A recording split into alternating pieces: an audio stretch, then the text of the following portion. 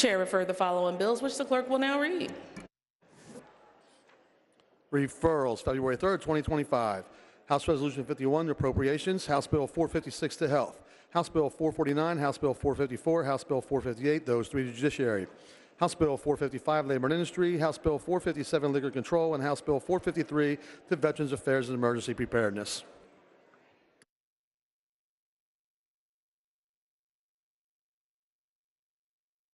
Chair recognizes Representative Briggs, Chair of the Committee on Judiciary, who reports the following bills. House Bill 36, reported as committed. Will the House agree the bill is agreed to? House Bill 166, reported as committed. Will the House agree the bill is agreed to? House Bill 378, reported as committed. Will the House agree the bill is agreed to? Chair recognizes Representative Hill Evans, Chair of the Committee on State Government, who reports the following bill. House Bill 439, reported as committed. Will the House agree to the bill is agreed to? The Chair recognizes Representative Hill Evans, who chairs the State Government Committee, and reports the following resolutions. H.R. 12, reported as committed. Will the House agree to the report? It's agreed to. H.R. 22, reported as committed. Will the House agree to the report? It's agreed to. H.R. 23, reported as committed. Will the House agree to the report? It's agreed to. H.R. 28, reported as committed. Will the House agree to the report? It's agreed to. H.R. 30, reported as committed. Will the House agree to the report? It is agreed to.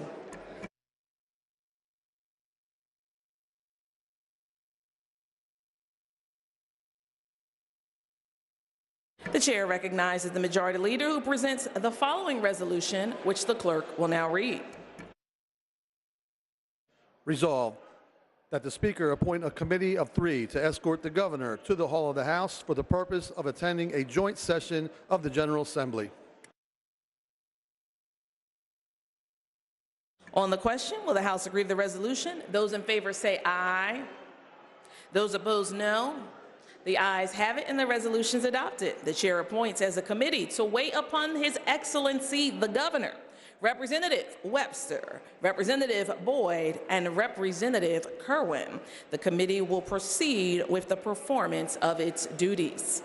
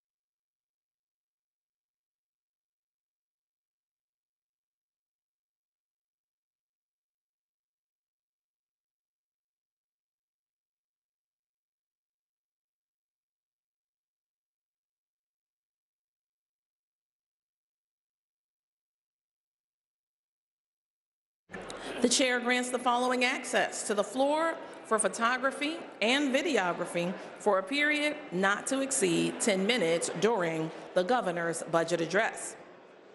Brittany Page, from Page Perspective, Sean Connolly, Teach with Mr. C, CBS 21, Michael Collins, ABC 27, Nick Dampin, York Daily Record, USA Today, Paul Connell, Inquirer, Tom Graylish, Associated Press, Matt Rourke, The Keystone, Sean Kitchen, Lancaster News, Blaine Shanahan, Capital and Maine, Audrey Carlton, Penn Live, Dan Glider, Erie News Now, Kara Jeffers, Fox 43, Emily Reif-Snyder, Riley Curry from the Philly Download, Tynesha Wilson from the Philly Download, Jonathan Collett from the Philly Download, C2C Consulting, Chelsea Cox, WGAL, Joe Sanks, WFMZ, Adam Rust.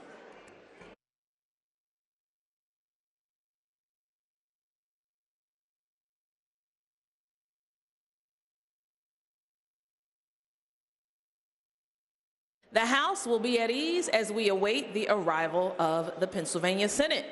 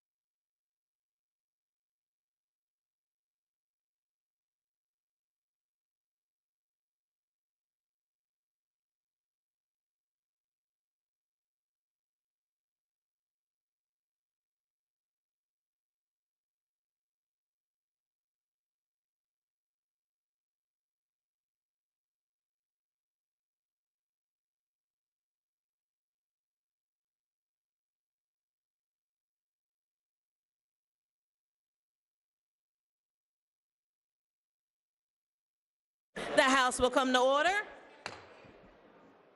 The Senate is now entering the hall of the House. Members and guests, please rise as able. The chair recognizes the Sergeant at Arms of the House.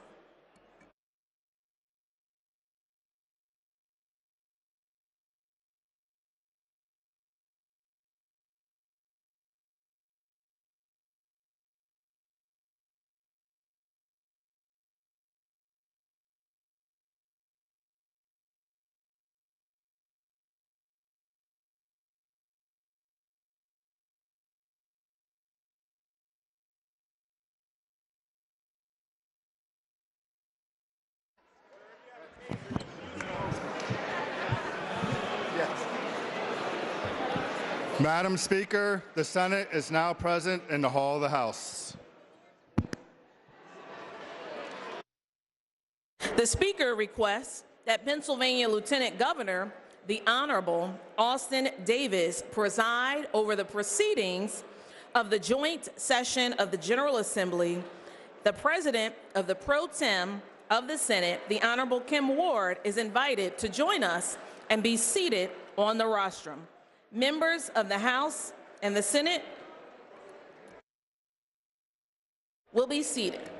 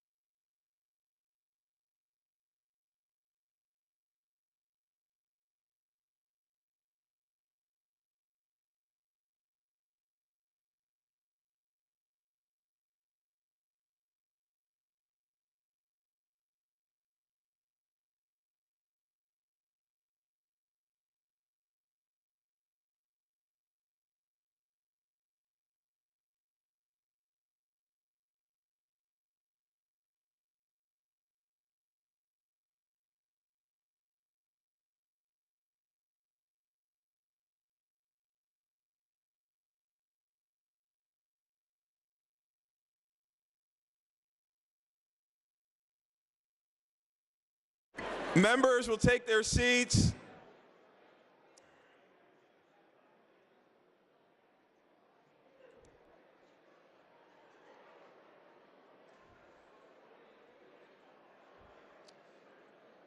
Members will please take their seats.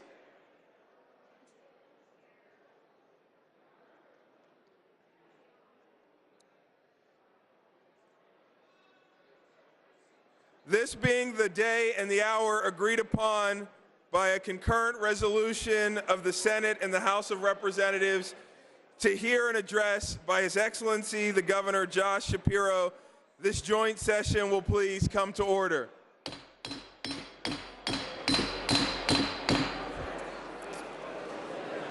The General Assembly will please be at ease while it awaits the arrival of the Governor.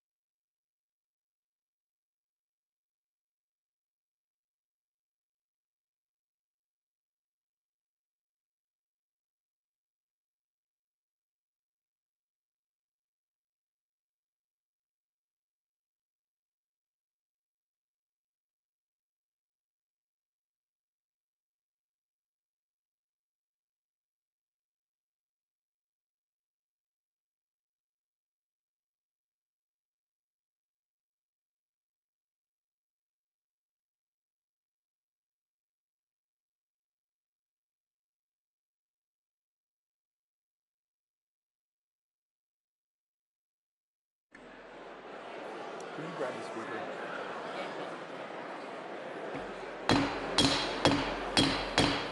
The chamber will come to order. Members and guests will please take their seats.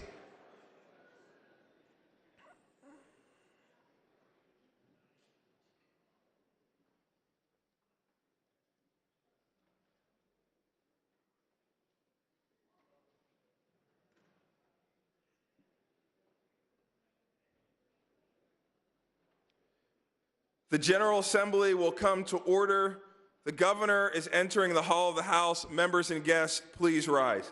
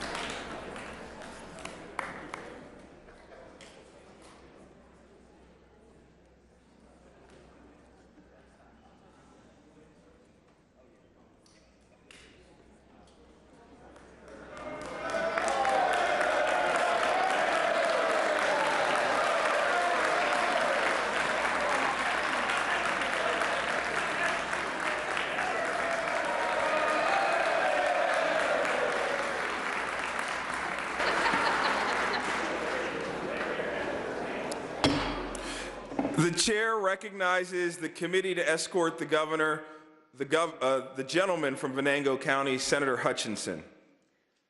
Thank you, Mr. President.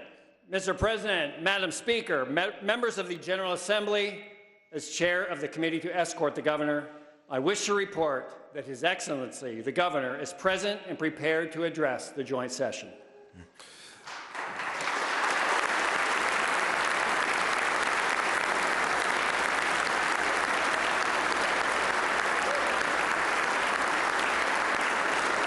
The chair thanks Chairman Hutchinson and the committee in the execution of their duties.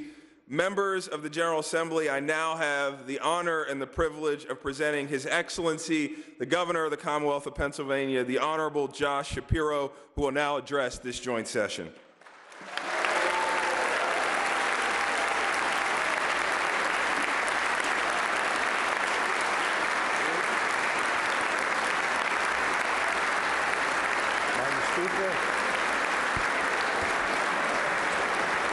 Thank you. Lieutenant Governor Davis, Speaker McClinton, President Pro Tem Ward, Leader Bradford, Leader Pittman, Leader Topper, and Leader Costa. Thank you for convening this special session and for giving me the honor of addressing this General Assembly for the third time as the 48th Governor of the Commonwealth of Pennsylvania. I want to thank the senators and representatives gathered here and to welcome our fellow Pennsylvanians who join us in this beautiful chamber. I'm mindful that as we gather in this full chamber, one seat is empty this morning, that of the late Representative Matt Gergely. We continue to lift up his family in prayer. May Matt's memory forever be a blessing. Before I begin, I want to recognize my outstanding cabinet and senior team, led by our Chief of Staff, Dana Fritz, who I have the privilege of working alongside every single day to move our Commonwealth forward. Let's also welcome our Attorney General, Dave Sunday,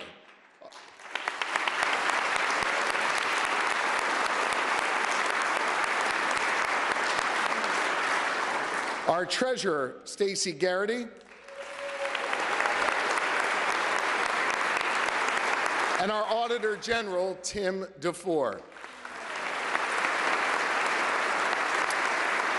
And I especially want to welcome the love of my life and Pennsylvania's First Lady, Lori. Thank you. Thank you for all you do to lift up our fellow Pennsylvanians who aren't powerful enough to have a seat in this room, but whose problems have become our priorities. When this joint session was convened 2 years ago, I addressed you for the first time as governor, and for the first time in a dozen years, a governor addressed a divided legislature.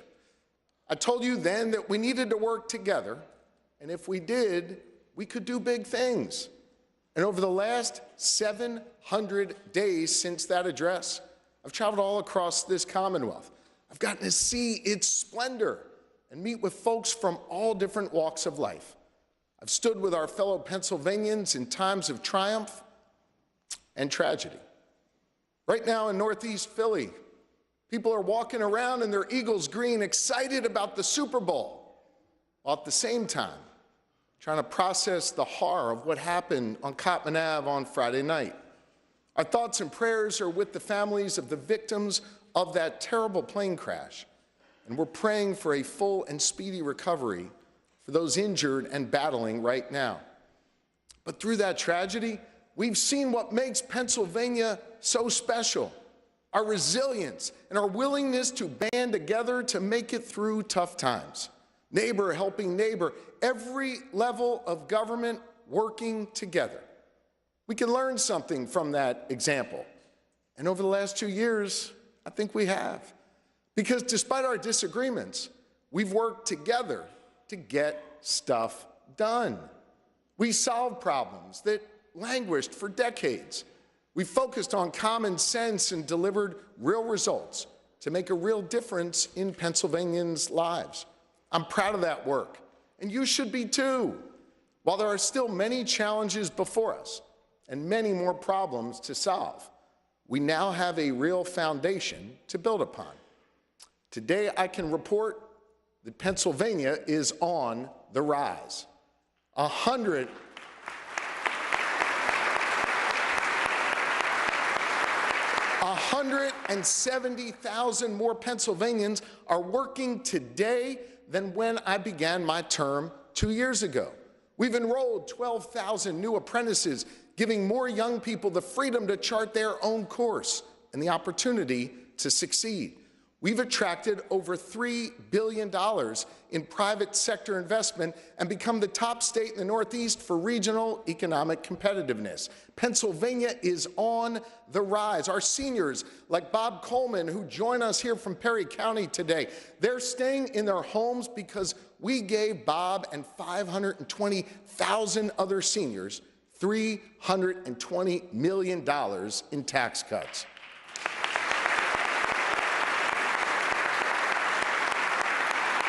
Our families have $136 million back in their pockets because we made childcare more affordable. Pennsylvania is on the rise. We invested $11 billion in public education for the first time ever and targeted those dollars to the schools that need it most.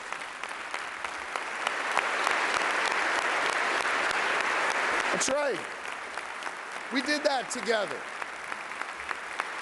We are starting to meet the needs of our students, including serving nearly 92 million free breakfasts to kids at school last year.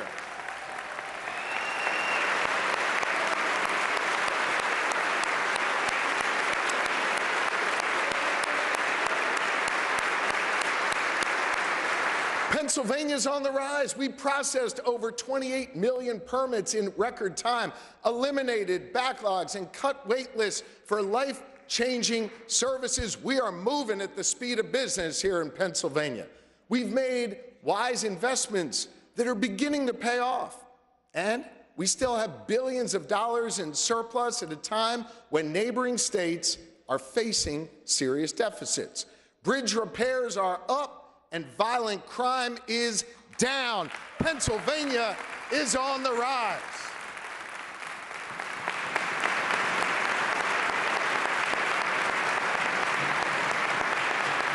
And listen, we've done this work together. Each of the last 2 years, both Democrats and Republicans have voted for common sense budgets that solve real problems. We move the ball down the field, and we put points on the board, and we should celebrate that. But we should be hungry for more. So today, let's talk about what comes next and how we build upon that foundation that we've laid. You know, this nation saw significant political change in the last election. Just 2 weeks ago, you can clap for that, that's all right. Just 2 weeks ago, President Trump was sworn into office with a U.S. Senate and a U.S. House under Republican control. But despite all that change, hang on, you may want to hold your applause for a sec. But despite all that change in D.C., the voters here in Pennsylvania returned a Republican Senate and a Democratic-controlled House with the exact same margins. That's right. Y'all came back with the same margins to continue to work with me to get stuff done. You see, the good people of Pennsylvania looked at all we've accomplished together and spoke loud and clear through their votes and said, go do more of that. Go work together. Go solve problems. Go pass common sense policies. Go build on that progress and go get more stuff done in Pennsylvania. Pennsylvania is on the rise, and we are not gonna stop.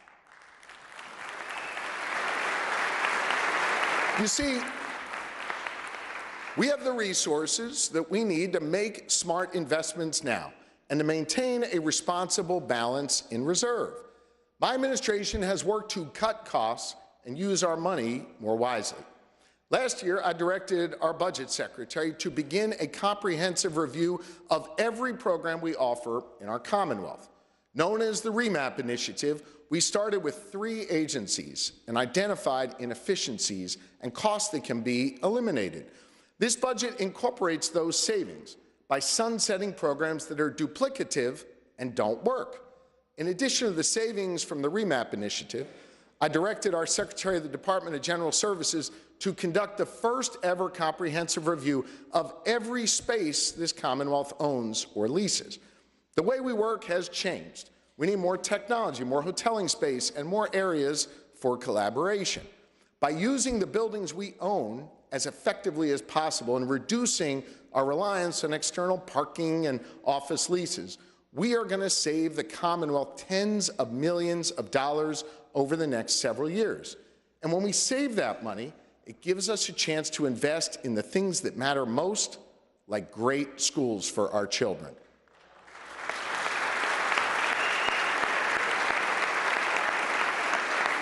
Over the last 2 years, we haven't shied away from hard conversations or solving complex problems. Case in point, how we reformed the way we fund public education. We knew that was a problem, and we all agreed that the old system was unconstitutional. So last year, we made a commitment to not only invest a record amount in public education, but create a brand new formula that drives that money out to the school districts that need it most. You voted for that, and I signed it into law. And we agreed to keep doing it until we meet our obligation set forth under Article 3, Section 14 of our state constitution, which guarantees every Pennsylvanian access to a thorough and efficient system of public education. Just 2 weeks ago, I visited the Harrison Morton Middle School in the Allentown School District. Thanks to the work that we all did together to both invest in our schools and then drive those dollars out under the new adequacy formula, Allentown School District is now receiving $90 million more than before. I saw the pride on those students' faces when the band played their new instruments and they got to show me their new uniforms. I heard the comfort in their voices when they told me that now they had more mental health resources in their school. And I listened to 8th grader Josh Colon Hernandez talk about what a difference it makes to have a new HVAC system that keeps school cool on those warm days. Those kinds of school infrastructure repairs, well, they're happening in more than 250 schools all across our Commonwealth. Josh also told me how much he loves his teachers. And because of our work, we certified more new teachers than at any other time in the past 7 years.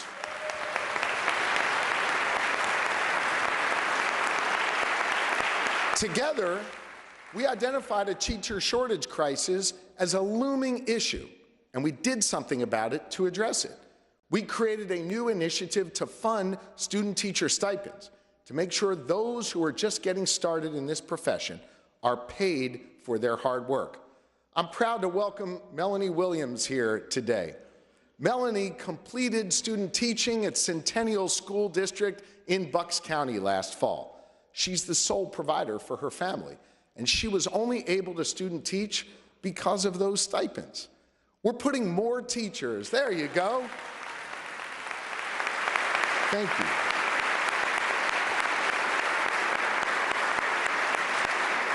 We're putting more teachers in our classroom and expanding the resources available to our students. 778 schools have been able to expand mental health services and hire counselors because we prioritized student mental health.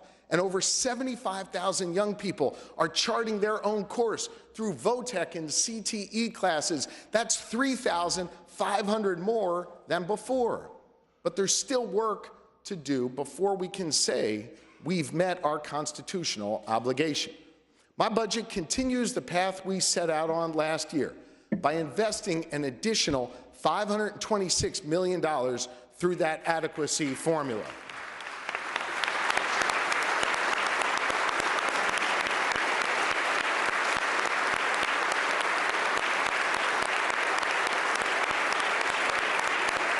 And you know what?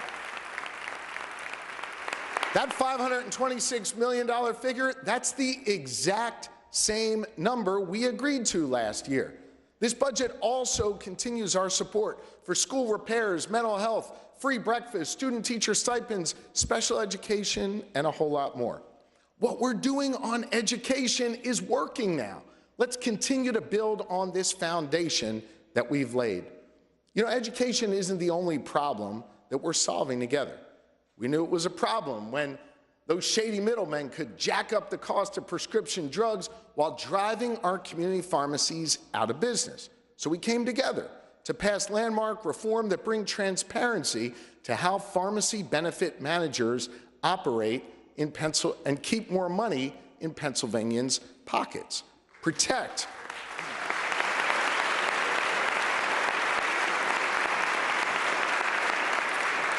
We're protecting the small and independent pharmacies we rely on, our communities now. But that's not all. We knew that in neighboring states, energy companies were developing groundbreaking new technologies, leaving Pennsylvania behind. So you passed and I signed legislation that allows companies to invest in carbon capture and energy innovation. On top of that, we stopped forcing our state police to compete with PennDOT by decoupling that funding for the first time in over 50 years. Now, with distinct and dedicated funding, we're training 800 new state troopers. We fixed 12,000 miles of roadway, and hear me on this, we repaired more poor condition bridges than any other state in the entire country.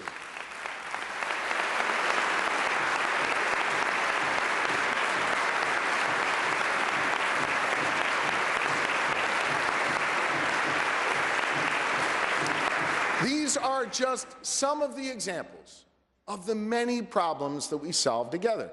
We should be proud not just of the laws we've passed, but the quality of the legislation and the fact that we're solving problems that have seemed so out of reach in this building for so long.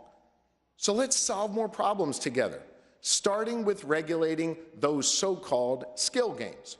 Because if we want Pennsylvania to compete and win, we need to take some of the money going into those slots and put it in our state coffers so we can maintain our reserves and keep building on our progress. There are 70,000 unregulated skill game terminals all across Pennsylvania. District attorneys across our Commonwealth are calling on us to regulate these machines and finally provide law enforcement with some clear guidance. On top of that, these machines have no quality control for the customers who are using them, and they're punishing our seniors. Every time somebody puts a buck into one of those unregulated machines, it undermines the lottery and the critical services it funds for seniors, for things like prescriptions and meals. The Pennsylvania Lottery lost an estimated $200 million over the last 5 years, primarily due to these unregulated skill games. Our seniors deserve better than that. So my budget charges the Gaming Control Board, which already regulates other video gaming terminals, with regulating these skill games. In Pennsylvania, we'll treat skill games just like other video gaming terminals, and we'll use the revenue from that to do a couple things. First, we'll fill the funding gap for older adults that skill games caused in the first place. And second, we'll provide an influx to the general fund to strengthen our Commonwealth and speed our rise. We've been putting this off for too long. Let's be real. It's time to regulate and tax skill games and protect the interests of our seniors and our Commonwealth. Like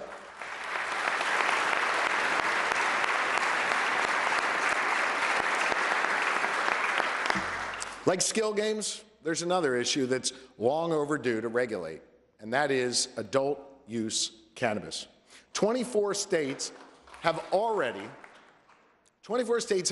legalized adult use cannabis. That includes almost every single one of our neighbors. Look, I want to be real with you. As a father of 4, and as the former chief law enforcement of the Commonwealth of Pennsylvania, this was really hard for me. But I took the time to study it and to understand the impacts, to understand the choice between continuing the black market of drug dealing versus a highly regulated industry with protections in place for our children. Letting this business operate in the shadows, it doesn't make sense. And by doing nothing, we are making Pennsylvania less competitive. Besides, let's not kid ourselves here. Pennsylvanians who want to buy cannabis, they're just driving across the border to one of our neighbors. 5 of our neighboring states have legalized adult use cannabis. I've talked to the CEOs of the companies right across the border in Jersey and Maryland and New York who tell me that 60% of their customers in those shops are Pennsylvanians.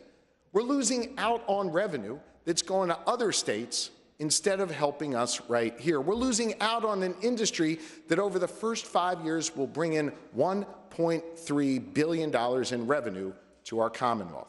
And so I ask you to come together and send to my desk a bill that legalizes adult use cannabis expunges the records of people who have been convicted for non-violent possession of small amounts of marijuana.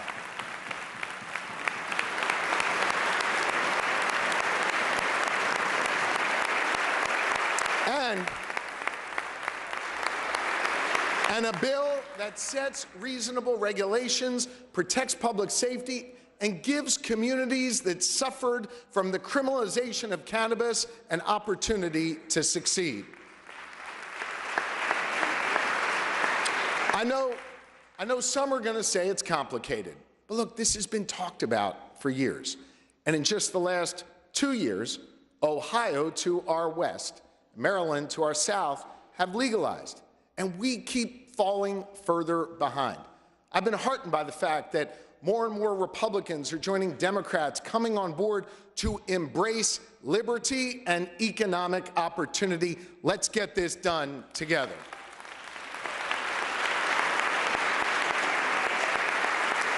I know many of you care about making Pennsylvania more competitive.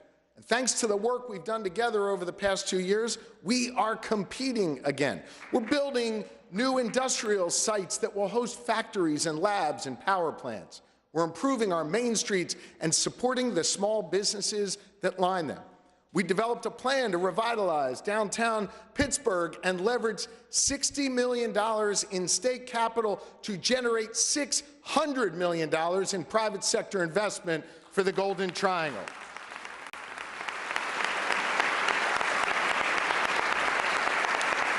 We are reforming our government to finally move at the speed of business.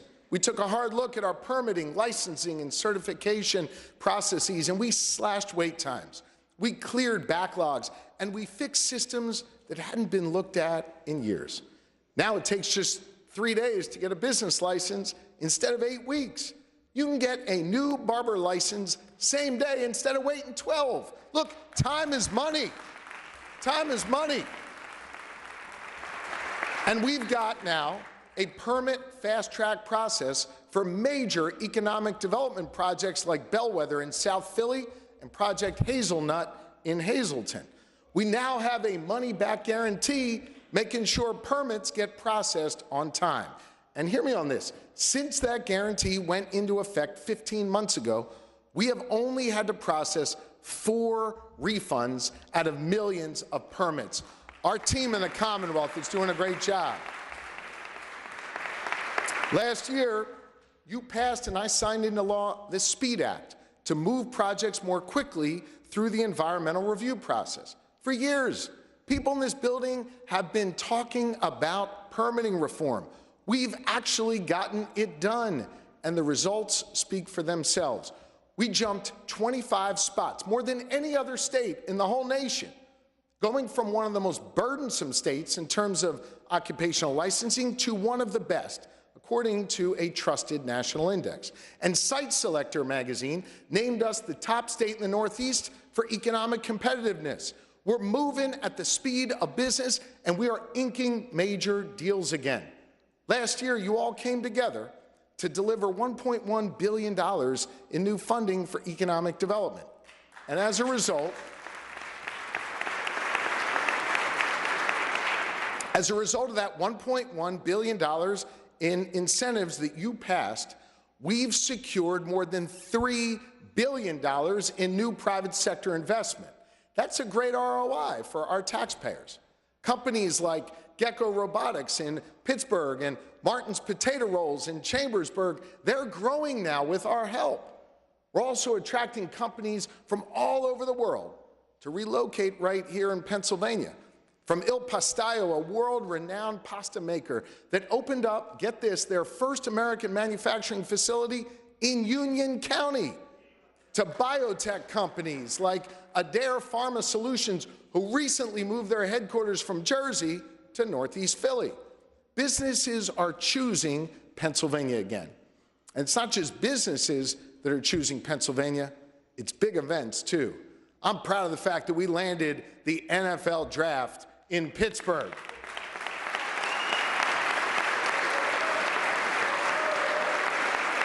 This iconic event will bring hundreds of thousands of people to Western Pennsylvania and generate nearly $200 million in local economic impact. That's on top of FIFA World Cup, the MLB All-Star Game, the PGA Championship, and so many more big events all across our Commonwealth. My budget ensures that these epic events will have the resources that they need, because all eyes are going to be on Pennsylvania as we celebrate America's 250th birthday in 2026 and welcome millions of people to where it all began.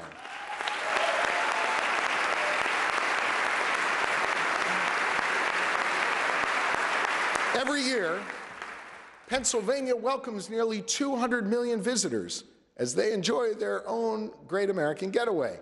They come here for our sports and our history, our small towns, our restaurants, and our craft breweries.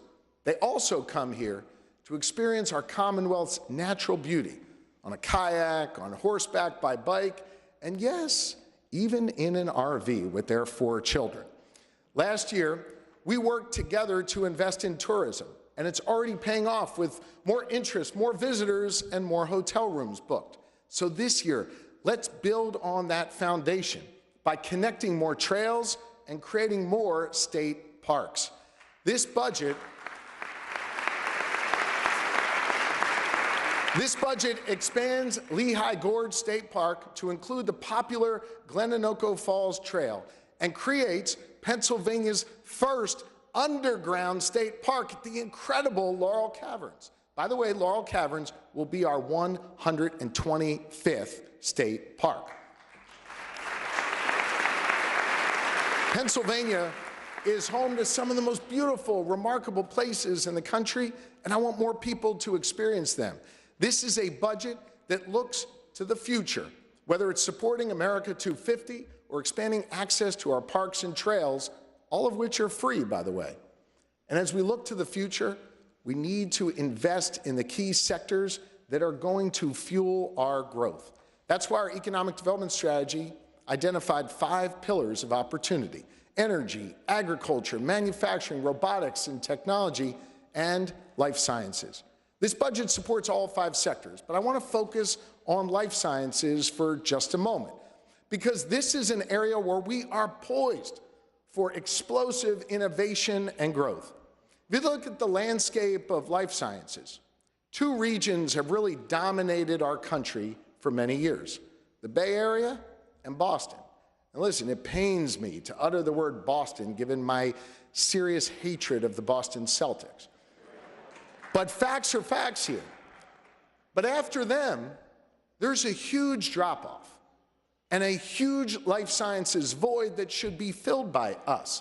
Think about it. We are already home to world-class universities and research institutions.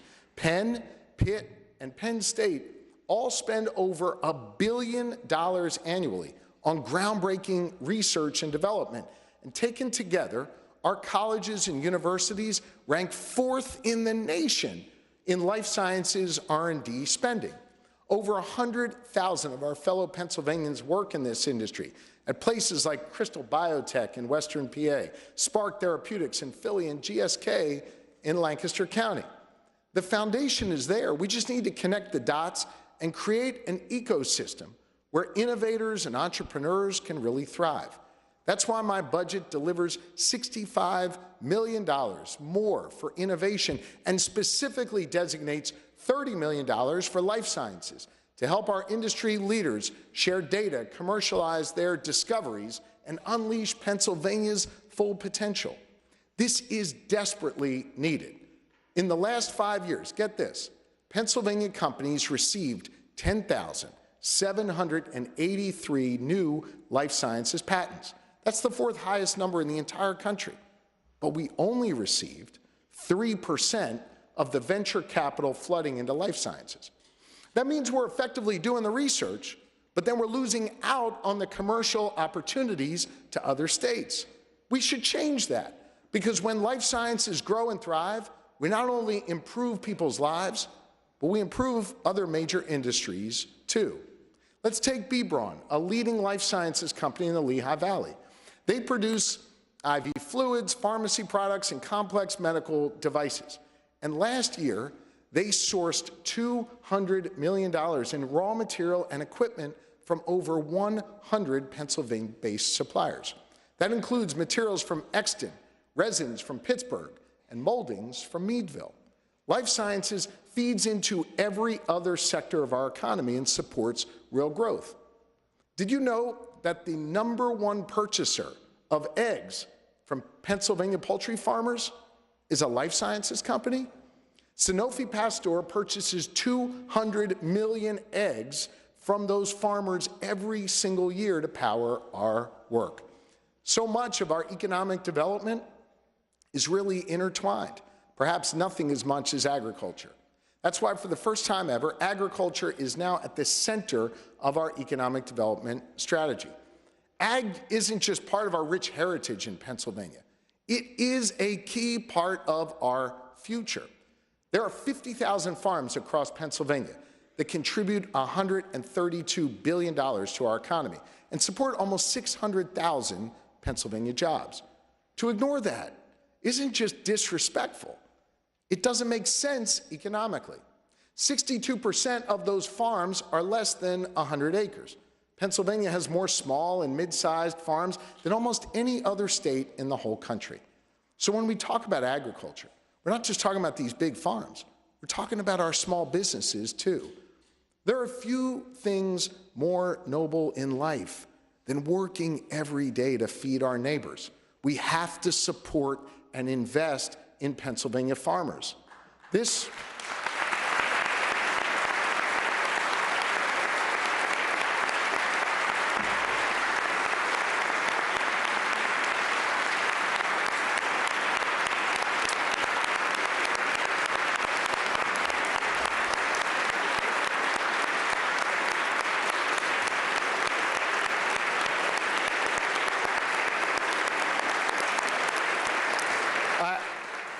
I've never seen so many people who represent farmers who can't even clap for them.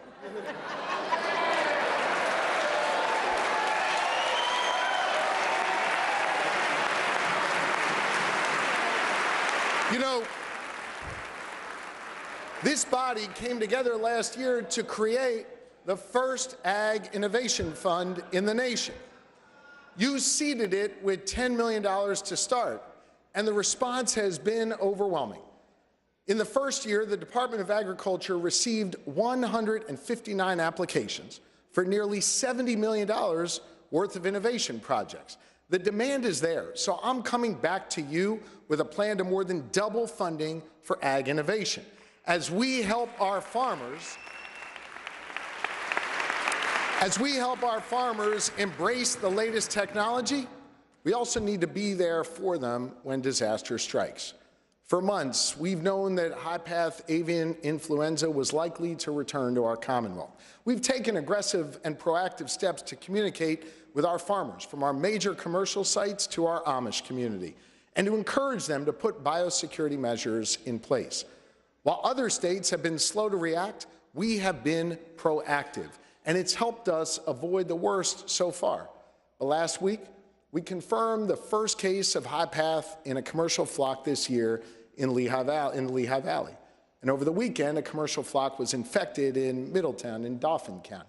The Department of Agriculture is all hands on deck right now, working to reduce the spread and to protect our farmers. But for those who are impacted, I want you to know we are here for you. Thanks to proactive planning, we have the only high-path recovery fund in the nation, with more than $60 million set aside to support poultry farmers whose flocks have been impacted. We are ready to deploy those existing resources to assist our farmers in need. We will be there for our farmers because our economic success runs right through Pennsylvania farmlands.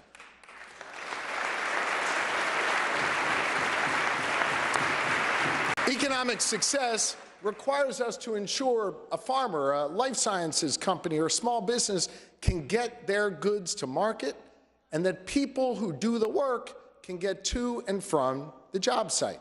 Last fall, I was standing next to a repaired bridge in Manheim Borough in Lancaster County, listening to folks in that community express appreciation for PennDOT repairing their bridge over Rife Run, and now they were able to get to work quicker and then get back home to their kids for dinner sooner.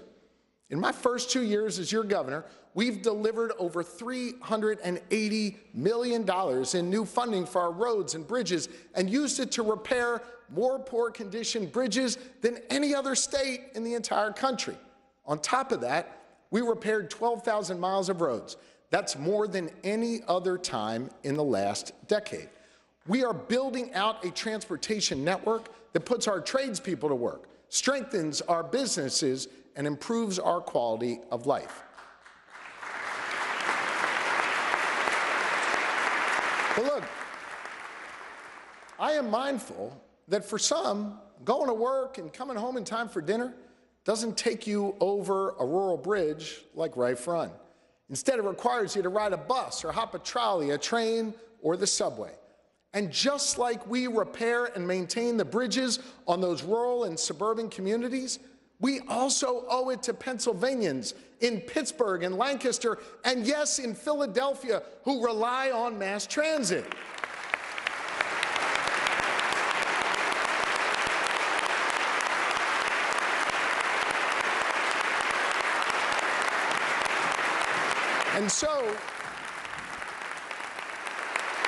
And so my budget delivers to keep our mass transit running all across our Commonwealth.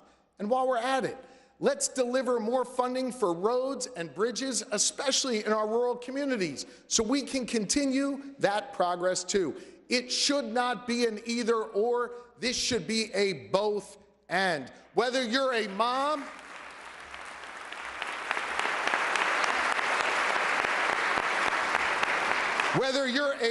in Mantua, McKeesport, or in Mannheim, you deserve a transportation network that gets you to work and home again in time for dinner safely. And so, by investing in our roads and bridges and public transit, we not only help Pennsylvanians get where they need to go, we're also attracting businesses and growing our economy. But if we really want to spur economic growth and help businesses grow here, one of the most important things we can do is make our tax system more competitive. In my first 2 years, we've cut taxes. We've cut taxes significantly for businesses, lowering the corporate net income tax and increasing the net operating loss for small businesses, which allows them to write off more of their losses so they have greater opportunity to get off the ground and be successful. Some were actually amazed that we were able to reach agreement and cut taxes so aggressively. And while I appreciate the accolades, I want you to know I am hungry for more. During my campaign, I heard from the chamber and countless businesses all across Pennsylvania who wanted to see faster cuts to our corporate net income tax. And so that's exactly what this budget does. Let's be more aggressive and speed up these tax cuts by 2 whole years so we can compete more effectively and unleash our Commonwealth's full potential.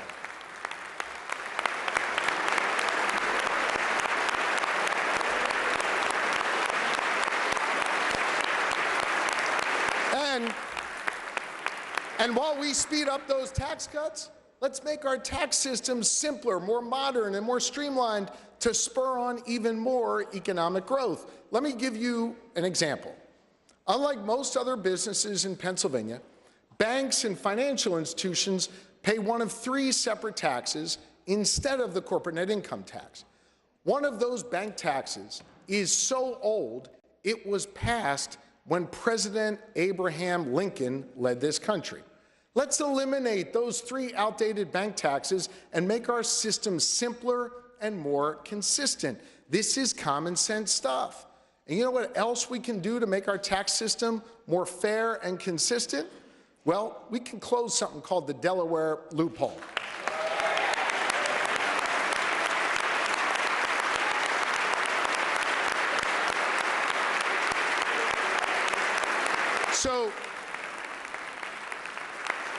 So follow me on this, right? Of all the businesses in Pennsylvania, Nearly 90% pay their full amount due in taxes, whether that's the CNIT or the personal income tax.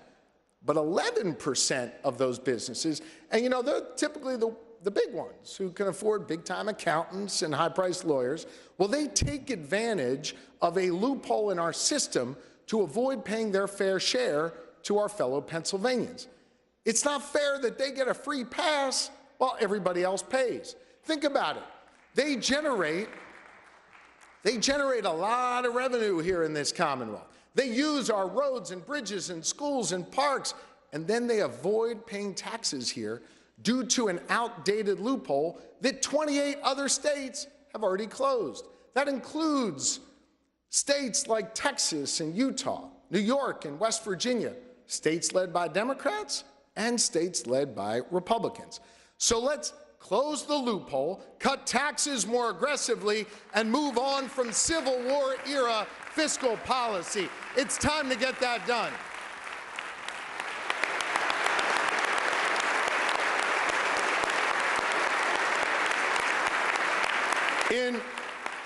In just my first 2 years in office, we have already cut taxes for businesses by more than $1.5 billion. Taken together with the progress we've made, my plan would cut taxes by $10.5 billion by 2029. It will encourage more companies to move here and expand here. It will allow them to reinvest in our workers and expand their operations. Folks in this building have been talking about cutting taxes for years. But here I am, a Democratic governor with an aggressive plan to cut taxes, ready to work with you to get it done and make Pennsylvania more competitive. So let's join together.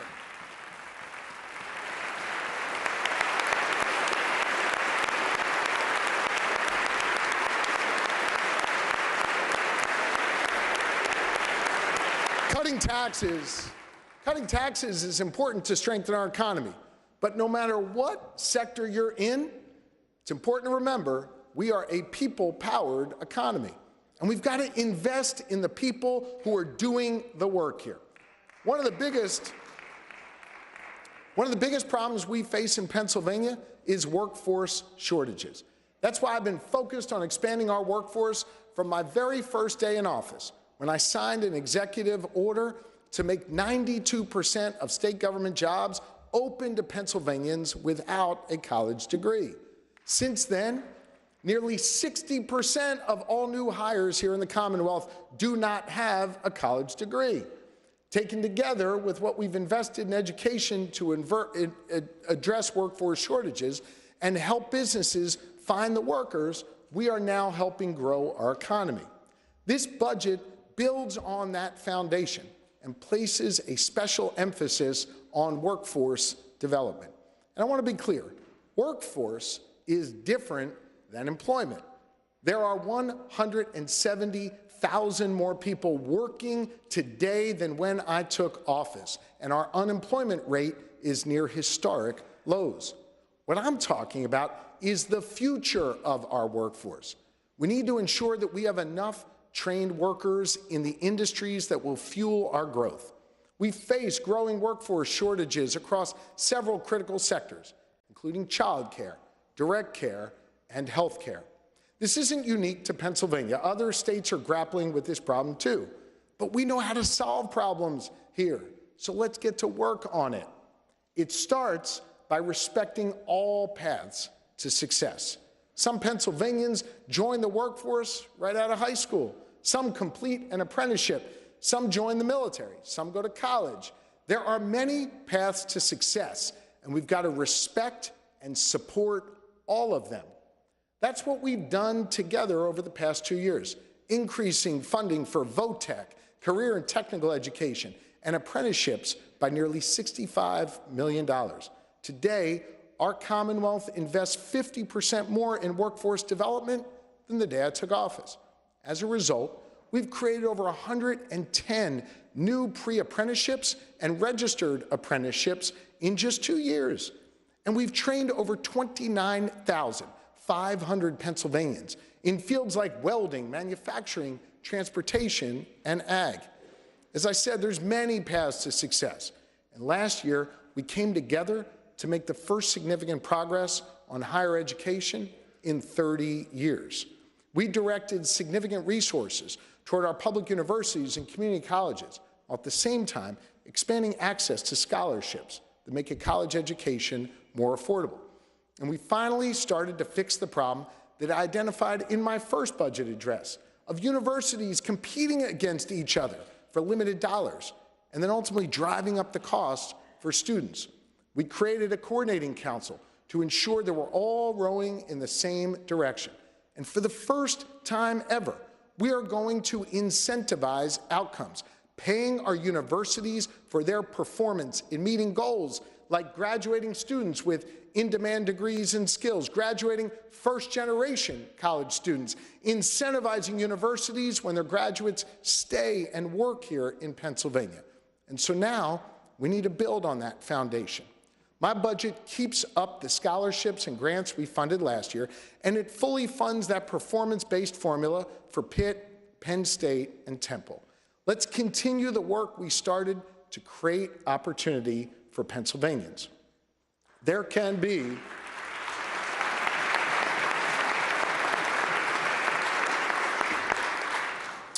no wrong door for accessing opportunity. And opportunity should be available to those with and without a degree. Did you know that there are 650,000 Pennsylvanian adults who don't even have a high school degree? That's hundreds of thousands of our neighbors with untapped potential. Folks who actually want to advance their careers, but they need help developing the reading, writing, and math skills that most jobs require. That's where adult literacy initiatives come in. They provide the training and education folks need to get a job, keep a job, and get a better job. We have 54 centers all across Pennsylvania that do this work, and more than 7,500 people are stuck on their wait lists because they don't have enough funding. But once folks get into a class, it can be life-changing. That's the story of Alexandra McDowell, who joins us today from Lancaster County. Welcome.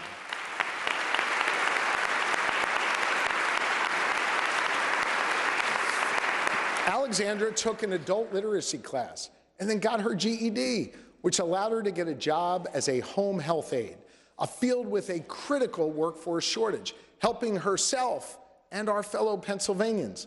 These classes are the bridge to more people getting a GED.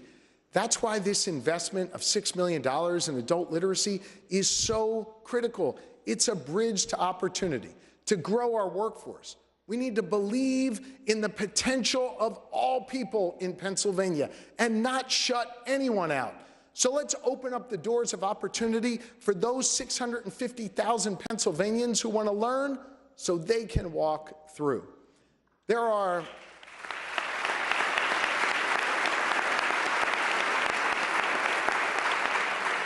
so many Pennsylvanians who want to be part of our workforce, but too oftentimes get forgotten and left behind.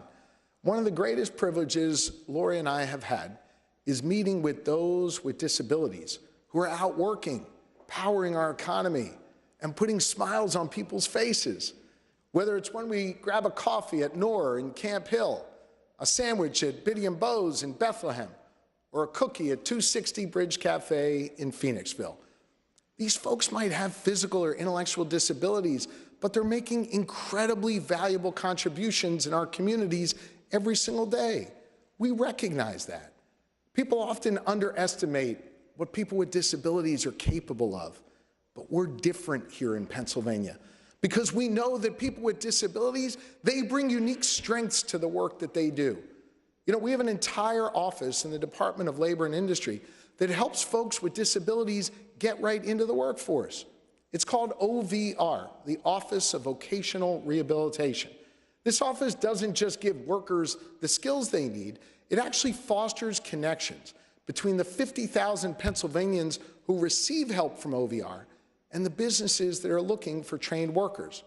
This is something that the First Lady herself has worked closely on with our team at L&I, DCED, and the Office of Transformation and Opportunity. One of the iconic Pennsylvania companies that has a history of hiring individuals with disabilities is Sheetz.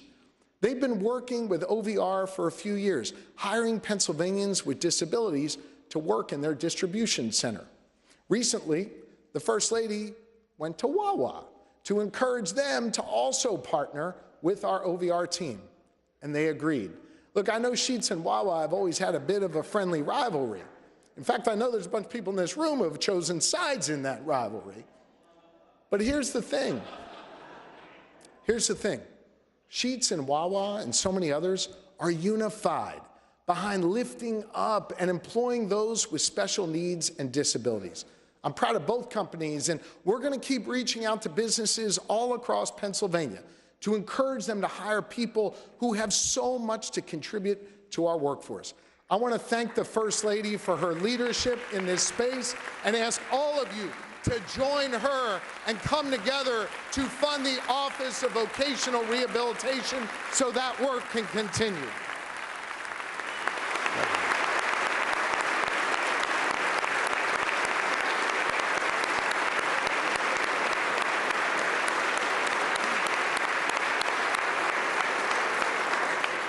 Let the record reflect, everybody seems to clap for the First Lady.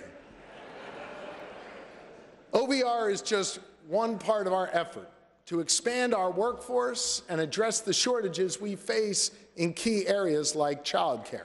Too many young parents are forced to exit the workforce because they can't find affordable childcare.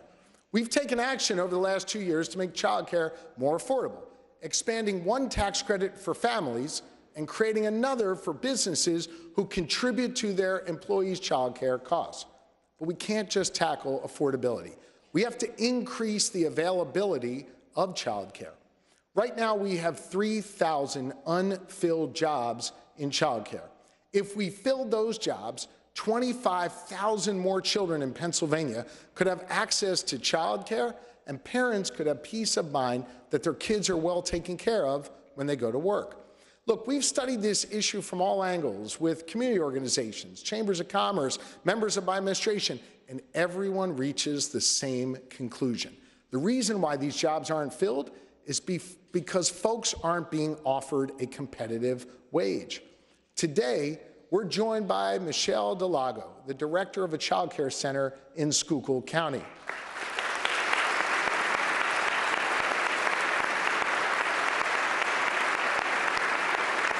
After serving our nation in the U.S. Army, Michelle has dedicated her life to others, ensuring our kids get off to a great start. But it's hard for her to hire enough child care workers because we don't pay them enough. So this budget delivers $55 million to give child care workers in Pennsylvania at least $1,000 in recruitment or retention bonuses.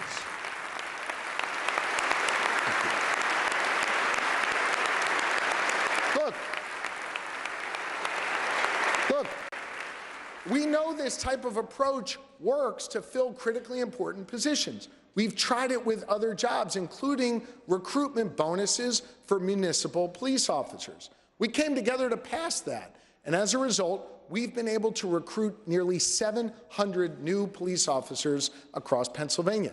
So let's build on that foundation and tackle this workforce shortage, too. Childcare isn't the only industry facing shortages because wages are too low. That's also the case with our direct care workers. I've gotten to know so many of these good souls who go into people's homes and provide care for those with disabilities and for our seniors. People like Cheryl Harp, who join us in the chamber today. Cheryl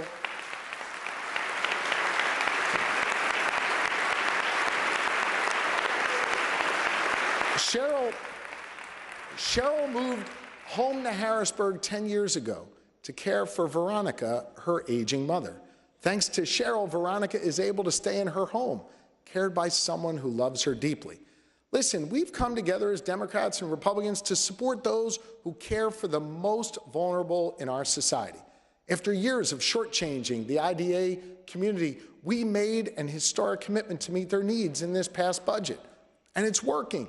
For the first time ever, more than 40,000 Pennsylvanians with intellectual disabilities or autism are getting the services that they need. And after years of inaction, we reduced the emergency waiting list by 20% since just last July.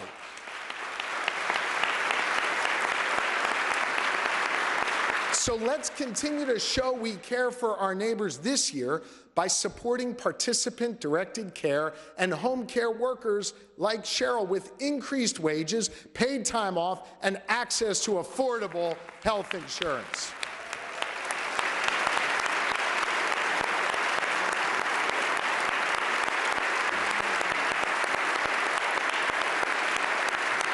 A sustainable home care workforce is also critical for our seniors, many of whom rely on their services. That was one of the takeaways from Pennsylvania's first ever master plan for older adults, Aging Our Way PA. And it's why, as part of that plan, the Department of Aging created a caregiver toolkit to give those caring for our seniors more help doing these difficult jobs. There are 2.6 million Pennsylvanians over the age of 65. And the best way to meet their needs is to work closely with our community partners, including our AAAs. One of the most critical areas our master plan identified was providing better support for our AAAs, which serve as community centers, connect older adults to critical resources, and serve as the front lines of protecting our older adults from abuse and neglect. I visited many of these AAAs, and I've seen how they've been underfunded for too long. This year, we should make a significant new investment in AAAs and support our seniors. We have a special responsibility to look out for those seniors who served our nation. Pennsylvania is home to 800,000 veterans. I recently visited with the General the Delaware Valley Veterans Home to thank them for their service to our nation and to celebrate the holidays together. These are wonderful people who served our nation and deserve the best. As we continue to build a new veterans home in Harrisburg, I've directed my team to make housing for veterans a priority going forward and fully fund our veterans' needs. Thank you.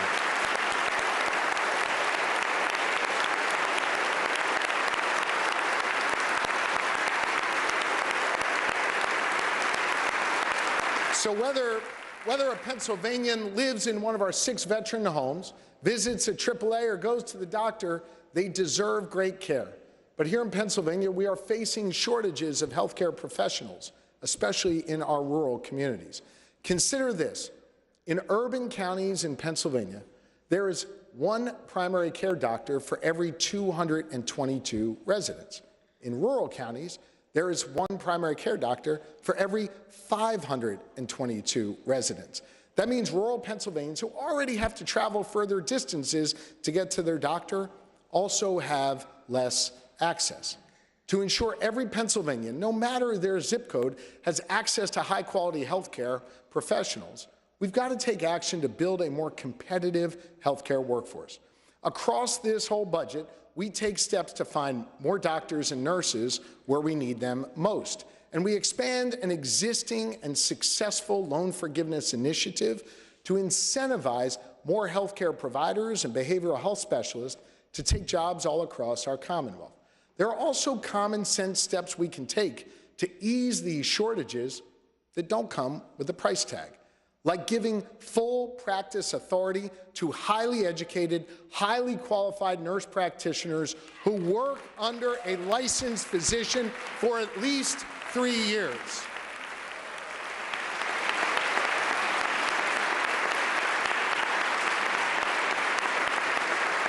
This is smart, and it's already passed. The state Senate passed a bill last year on a bipartisan basis. Pass it again, send it to the House, get it to my desk, and let's get this done. We need to address these workforce shortages for the future. We need to make sure our workers today are being treated fairly. Let's be real, folks. The floor of our wage structure in Pennsylvania is too damn low. It's been It's been stuck at 725 for the last 16 years. And in that time, every single one of our neighboring states has raised the minimum wage for their workers. Maryland and Delaware are at $15. New York and New Jersey are over $15. Ohio's at $10.70. Hell, West Virginia is at $8.75. In the last session, the House of Representatives passed legislation to increase our minimum wage to $15 an hour, and the Senate sat on their hands.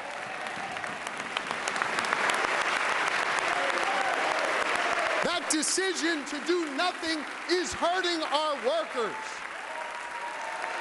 We have spent so much time passing laws to put money back in people's pockets by cutting taxes. How about we put more money in people's pockets by raising their wages? Let's come together and raise the minimum wage to $15 an hour in Pennsylvania.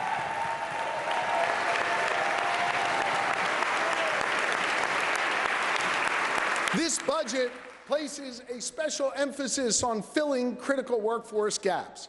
It makes strategic, common sense investments to give every Pennsylvanian a shot at success. And it solves real problems, including in health care. One of the most heartbreaking problems our grandmoms and grandpops face are neurodegenerative diseases like Alzheimer's and ALS and Parkinson's. There are members of this body who have lost parents due to these terrible diseases. And I know they want us to do more here to honor the memories of their loved ones. Pennsylvania is home to some of the top research institutions in the world. Let's put them to work by funding groundbreaking research into neurodegenerative diseases and make Pennsylvania a leader in this fight. By doing so, we would build on the progress we made last year when we created the first Alzheimer's disease division in the Department of Aging. Let's keep working on this together. To ensure Pennsylvanians have the best possible care throughout their lives, we've got to address the significant structural challenges hospitals across the Commonwealth are facing right now. Rural hospitals in particular have been stretched to the breaking point. That's why I convened a rural healthcare working group back in 2023. I've spent time working directly with our hospital CEOs, healthcare providers, folks in this chamber, and many others to be able to find sustainable solutions to this problem. And based on those conversations, my budget leverages $10 million from the Commonwealth to draw down an additional $26 million in federal matching funds to provide immediate relief to Pennsylvania hospitals. And recognizing the unique challenges facing our rural hospitals, it invests another $10 million in state funds to help meet their needs. But I know there is more we can do to support our hospitals and solve some of the big problems they face. Sometimes solving those problems costs money. Sometimes it just requires the courage to make real reform. For example, when we came together last year to reform the way pharmacy benefit managers operate, it didn't cost any money in the budget, but it saved taxpayers money on their prescriptions. We should not stop there. Let's reform the way private equity has infected our healthcare system.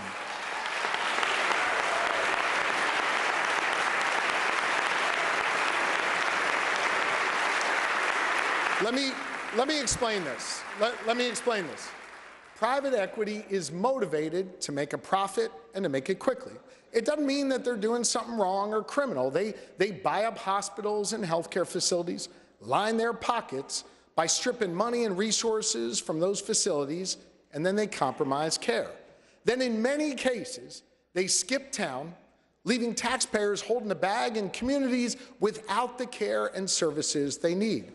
I am done letting private equity treat Pennsylvania hospitals like a piggy bank they can empty out and just smash on our floor.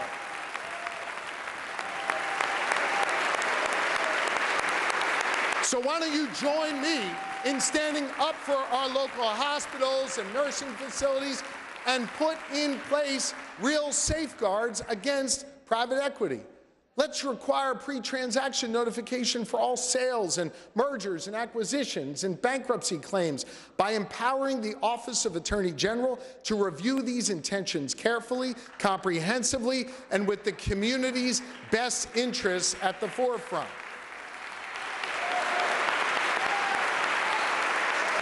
Let's also put an end to the harmful leaseback arrangements where a private equity-backed hospital or nursing home sells their land and then rents it back, often at excessively high prices that push them deeper into debt. Many of you in this chamber have seen the damage that private equity can do to local healthcare facilities. In fact, Democrats and Republicans in the Senate and in the House have sponsored bills to make these needed reforms. Pass the bills, put them on my desk, and stop letting private equity take advantage of our healthcare system and our fellow Pennsylvanians.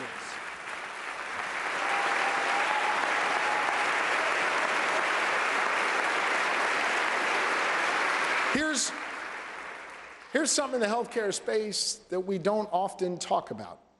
An issue that lurks in the shadows but affects 1 in 8 moms across our country: postpartum depression. Improving maternal health is important to me, and I know it is to so many of you in this chamber, including the Black Maternal Health Caucus. 2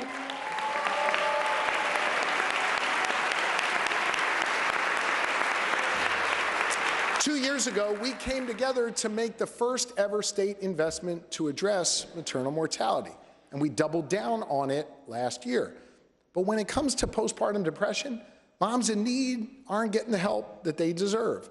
So I'm directing the Department of Health to work with healthcare providers across Pennsylvania to implement universal postpartum screenings for moms, train doctors and nurses and healthcare professionals on how to more quickly identify postpartum depression, speed up referrals to mental health professionals when a mom is diagnosed, and create a resource hub where families can go find more information, as well as local support networks for postpartum depression. Let's take an issue.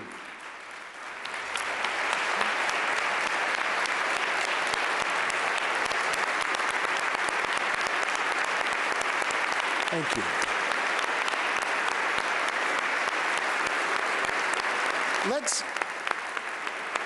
Let's take an issue that lurks in the shadows and put it right in the middle of the conversation.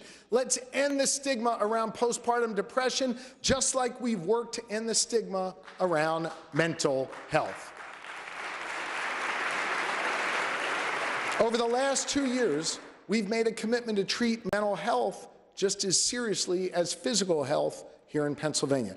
We've taken aggressive action to deliver mental health parity. In fact, our review process for parity, led by the insurance department, now serves as a national model. But we can't stop there. There are still reforms that need to be made. We've come together to deliver $200 million that schools can use to increase mental health supports for our students. It's working, but we found a glaring loophole.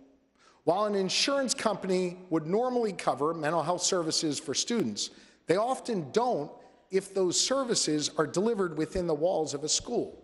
That makes no sense. If the same student saw the same mental health professional and received the same service in an office across the street from the school, the insurance company would reimburse for it. So let's close this loophole that insurance companies are taking advantage of and pass a law to stop insurance companies from denying payment for mental health services simply because they are provided inside the walls of a school.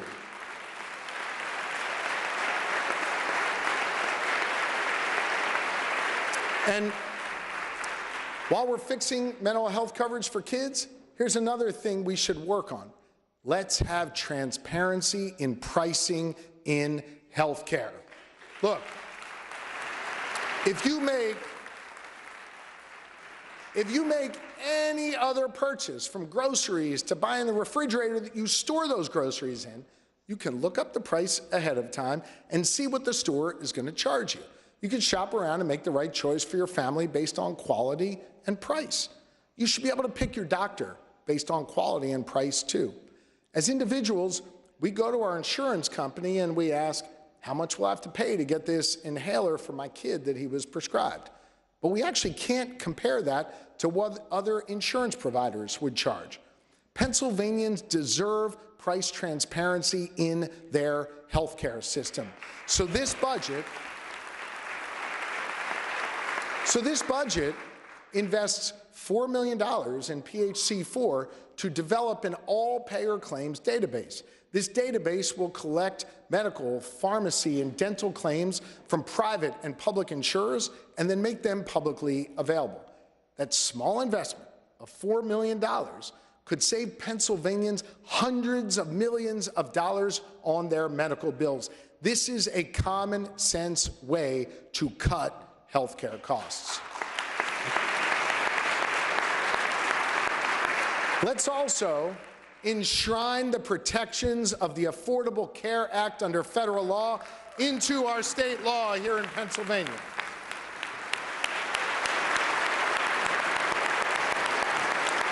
Today,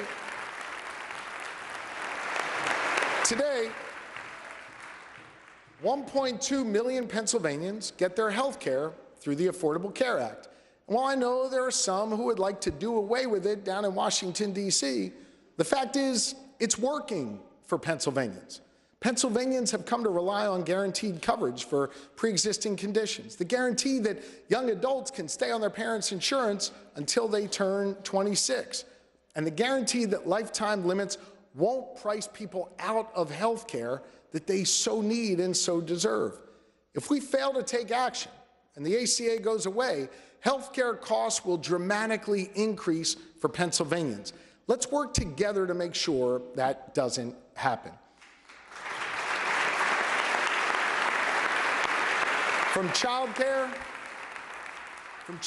to healthcare to energy, we have been focused together on cutting costs all across the board.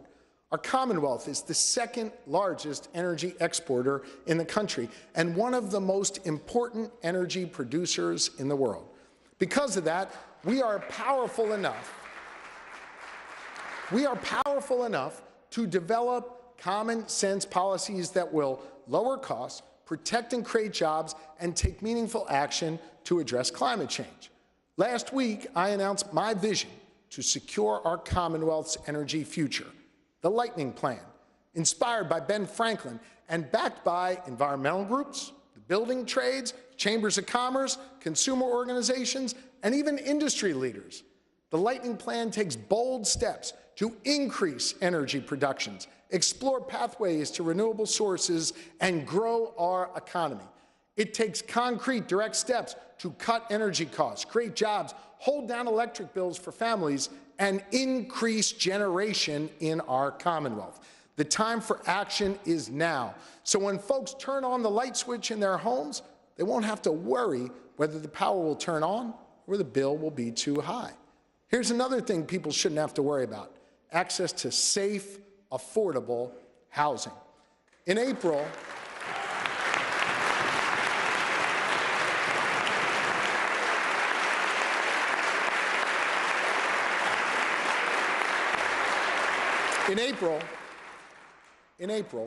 my administration will certify over $1 billion in property tax relief through the homestead and farmstead exclusion. It's the first time ever that there will be over $1 billion available for property tax relief. The day I took office, the average homeowner received a savings of $225. As a result of this certification, those average savings will climb to $386 per household. We are cutting costs for Pennsylvanians, but we need to do more. In Indiana County, over the last 5 years, rent has increased 26%. In Philadelphia County, it's increased by 30%. Two very different counties with the exact same problem that's mostly being driven by a severe lack of new development across Pennsylvania. To meet the need for housing this year alone, we need more than 100,000 new homes and apartments. Last September, I signed an executive order to create Pennsylvania's first ever housing action plan, and we've been busy at work. While the final housing plan will be coming in the next few months, we've identified 6 key steps we can take immediately to begin to solve this problem. First, let's invest $10 million to help first-time homebuyers cover closing costs. So not only can they put a roof over their head, but they will have a real opportunity to build generational wealth.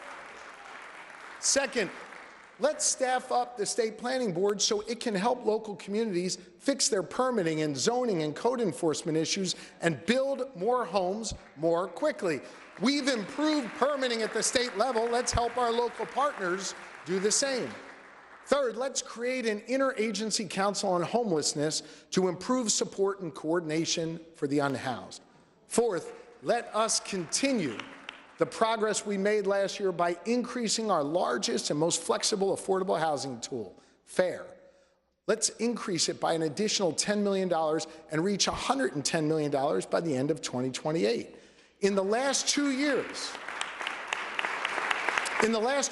FAIR has been used for construction on 2,000 new homes and apartments and repairs of another 3,200, protecting folks' homes and keeping them affordable.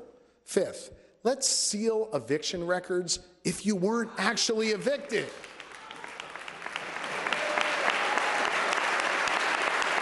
In Pennsylvania, as soon as an eviction is filed, it becomes permanent mark on someone's background, even if that case eventually gets ruled in the tenant's favor. That makes literally no sense. Let's deploy our common sense mentality and fix this together by sealing those cases from public record. And sixth, let's invest $50 million to create a new statewide housing repair fund to help homeowners struggling to make needed repairs to their aging homes.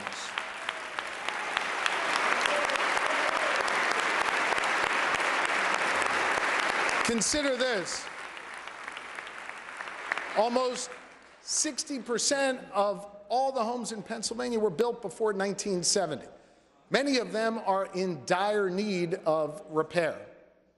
But a lot of homeowners, like Thomasine Frank from Lawrence County, who joins us here today, well, they just can't afford it. Thomasine, who's with us today, has been on the wait list for home repair funding for 2 years now. She's dealing with a leaky roof and a back door that doesn't close right. We can help Thomasine, and we can solve this problem. I know you see the needs in your communities. I've seen it in rural, urban, and suburban neighborhoods. Many of you have even attended our administration's roundtables to discuss it. You've heard from your constituents. It is time to deliver for them. By taking these common sense steps, we can cut housing costs and help more Pennsylvanians pursue the American dream.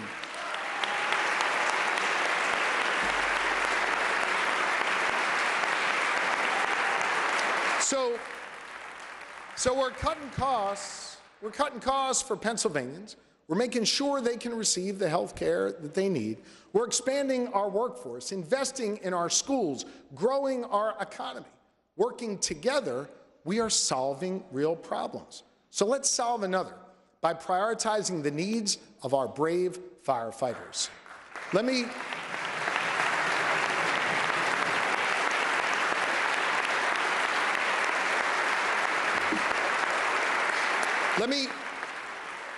give you an example. The Wilkes-Barre Fire Department responds to 10,000 calls every year, but they're using a fire engine that's more than 30 years old. It's not because they want to, it's because they haven't been able to secure the funding to buy a new one. We're joined today by Wilkes-Barre Fire Department Assistant Chief Travis Temerance and Captain Rich Matchey. Thank you, gentlemen.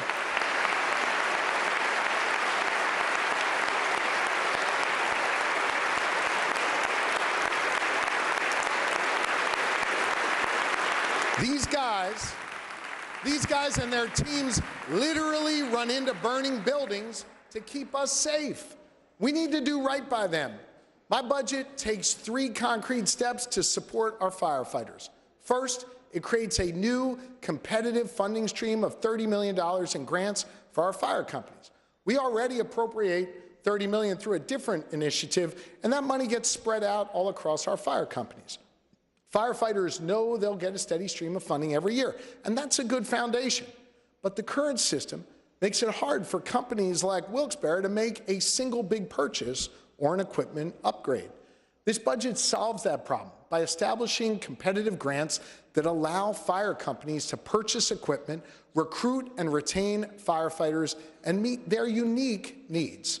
Second, we have to be mindful that firefighters are being stretched thin right now, responding to more and more calls each year as the number of firefighters across the Commonwealth shrinks. Fire companies have told me that they want to collaborate more and share more services, but there's no incentive for them to do that because it costs them money. My budget incentivizes cooperation and creates a pilot program to help municipal fire companies work together.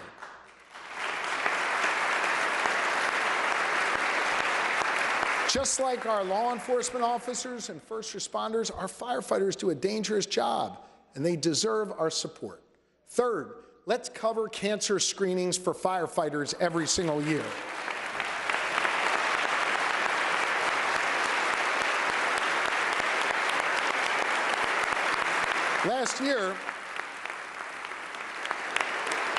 Last year, we reformed our Workers' Compensation Act to ensure firefighters, first responders, and law enforcement with a post-traumatic stress injury get the coverage that they deserve. Let's build on that foundation. Firefighters expose themselves to toxic chemicals while on the job just to keep us safe. We have to have their backs. Join me in supporting our firefighters.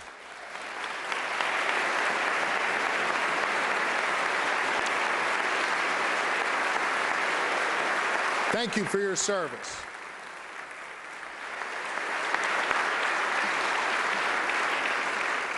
When that plane crashed in Northeast Philly on Friday night, we saw our brave firefighters put out a raging jet fuel fire. Because of how quickly they acted, lives were saved. They did that work in partnership with law enforcement. Law enforcement at all levels work together to help a frightened community. We have to keep investing in our police, especially our state police, the finest law enforcement organization in the entire country.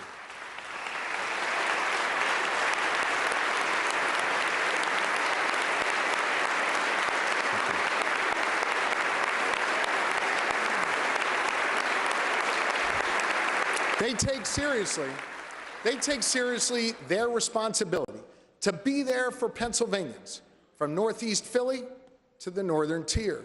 But in turn, it's our responsibility to provide them with the resources they need to be successful. That's why we took an historic step to give PSP dedicated funding, and we have to continue that commitment in this budget. We've also funded new cadet classes to offset increasing numbers of troopers nearing retirement. Today, nearly 400 more highly trained troopers are out in our communities thanks to that bipartisan commitment, and more are on their way. To build on that foundation, this budget adds 4 more cadet classes for the Pennsylvania State Police.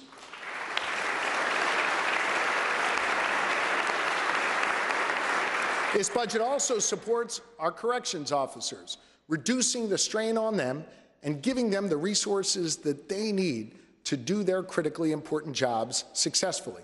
My administration has prioritized filling critical vacancies among our COs. Over the last 2 years, we've cut the corrections officer vacancy rate in half, hiring nearly 3,000 new COs. Our investment in law enforcement are working.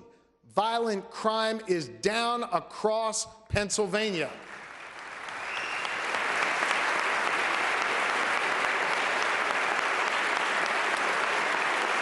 Yep.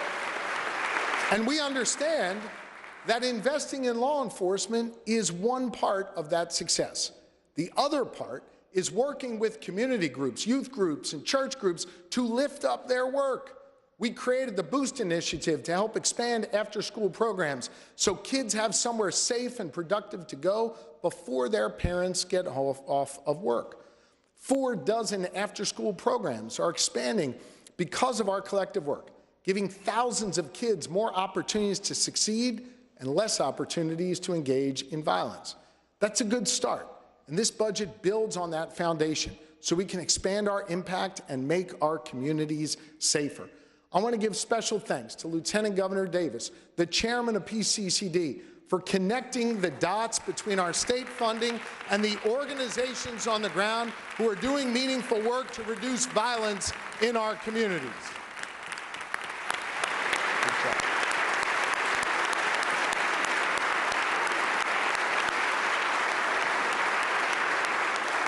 So here's what I want us to do together. Ensure we've got good schools for our kids in every zip code, grow our economy and cut costs for people in rural, urban, and suburban communities, slash taxes and spur economic growth, make healthcare and energy accessible and affordable for all Pennsylvanians, ensure our kids can walk down the street safely, stop giving our neighboring states a competitive advantage. These are common sense Pennsylvania priorities that I know we all share. I recognize some may have a different approach to these objectives, but we've got to work at it together. Look, I get how politics works. I know there are some folks in this room who will feel the need to just reflexively be against whatever I'm for. Remember, despite the wave nationally, voters sent the same group back here to keep making progress. And so I ask you to resist the temptation to put politics above people, and instead, let's continue to work together to solve problems in Pennsylvania.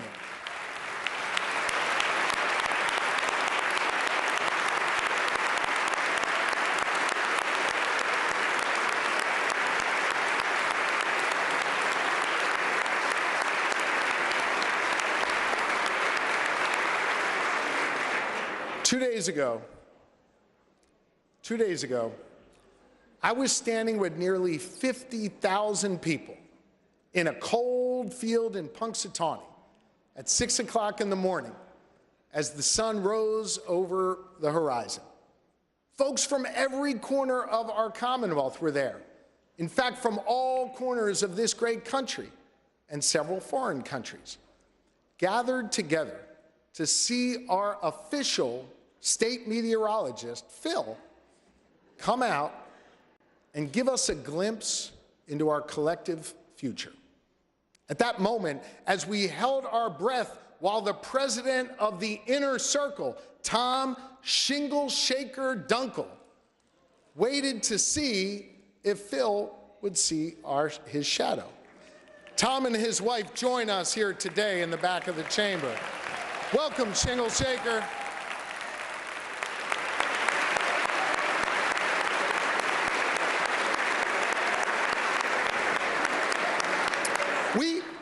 We were all just there together in shared humanity and in good spirits, excited to be part of this tradition. Now listen, I know some folks think we're all crazy for standing in the freezing cold waiting for Phil. But I gotta tell you, I love Groundhog Day. I go every year, and the greatest part is seeing tens of thousands of joyful people coming together from all different walks of life. Pennsylvania is built on traditions that bring us together, traditions that both celebrate our shared past and also welcome newcomers to share in the fun.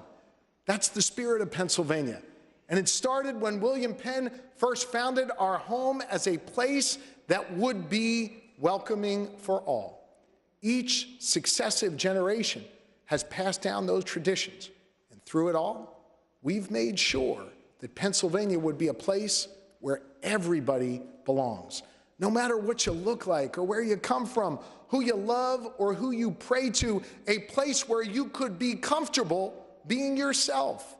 A place where we continually forge ahead, never losing the traditions that bind us together, but always creating new pathways of opportunity for all. You know, the first Groundhog Day was held in 1887. And since then, Pennsylvania has stayed true to those values. Our Commonwealth fueled the Industrial Revolution, lifting people out of poverty, powering the middle class, and creating the American labor movement. Pennsylvania workers in energy and steel gave rise to the arsenal of democracy and the most powerful manufacturing base in the world. Our scientists created medical miracles and life-saving remedies, including the vaccine that drove back the scourge of polio. We built the first modern interstate linking Beaver County to Bensalem. From art to music to sports, great Pennsylvanians like Teenie Harris and Andy Warhol, Franco Harris, and Taylor Swift have inspired the world. And all along the way, when the world needed some changing, Pennsylvanians like James Fortin, Cecil B. Moore, and Rachel Carson triumphed through the tumult. But through it all, our legacy has been defined every day by folks rising up, demanding more, seeking change, and always keeping us on that path toward progress. I'm inspired by those people, and we owe it to them to tackle the challenges we face today with that same spirit, with principled common sense and a respect for all. By staying true to our values, I know we can work together to get more stuff done. And of course, by honoring our traditions, including the tradition of getting our weather from a groundhog. Listen, I'm proud as hell to be your governor, to take up that baton of progress passed down through the generations and run toward a future filled with opportunity for all. Ladies and gentlemen, Pennsylvania is on the rise. Let's keep reaching for that horizon together. May God bless you and our fellow Pennsylvanians, and may God watch over the men and women of the Pennsylvania National Guard and all who wear the uniform. Thank you. God bless you.